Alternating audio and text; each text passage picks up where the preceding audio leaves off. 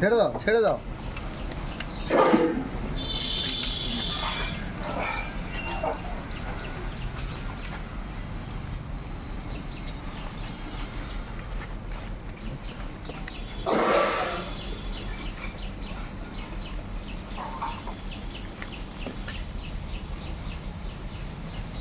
এটা কি সাপ? ইন্ডিয়ান কোকরোচ। আমাদের দাসপুর থানা, পশ্চিম মেদিনীপুর দাসপুর থানার ওই চিকের রুমের সাইডে সাপটি দেখতে পাই। আমাদের ম্যানেজার স্যার বা আরও স্টাফেরা দেখেছে, দেখে আমাকে ফোন করে বন দপ্তরে। আমি সাপটি রেস্কিউ করে যাচ্ছি। জাহাঙ্গীর মণ্ডল, ঘাটাল বন দপ্তর থেকে আসছি।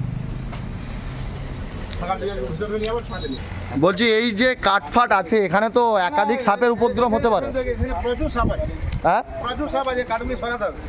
এই কাঠে তো সাপের উপদ্রব হতে পারে। হ্যাঁ, এই কাঠগুলোর না সরালে এতে তো বড় বড় রাসেল ভয় করে।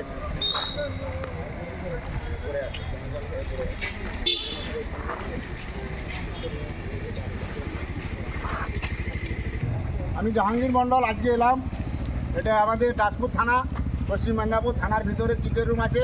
এই যে কাঠগুলি আছে এর ভিতরে সাপে বাসা করেছে। বেশ কিছু সাপ আছে। আজকে এই ম্যানেজার সাহেব আসিম মুখার্জি ফোন করেছিলেন, আমি এসে সাপটি রেস্কিউ করে নিয়ে যাচ্ছি। জাহাঙ্গীর মণ্ডল। খুবই বিষাদর সাপ। সাপে কামড়ালে বাঁধবেন না, কাটবেন না, ওঝাগুনির কাছে যাবেন না। দ্রুত সম্ভব ব্লক স্বাস্থ্যকেন্দ্র হসপিটাল। এটা কি সাপ? এটা ইন্ডিয়ান কোকরোচ। খুবই পুরনো বিষাদর সাপ, খুবই বিষাদর সাপ। কত ফুট হতে পারে এটা? হ্যাঁ, কত ফুট হতে পারে? কত ফুট? দেখতে পাচ্ছেন যে থানা এই ধরনের একটি সাপ। কোকরো ব্যাপারটা ব্যাপারটা নিয়ে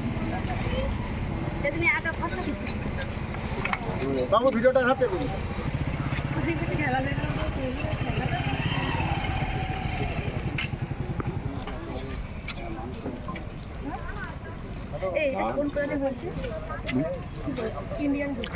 ইন্ডিয়ান গোবর।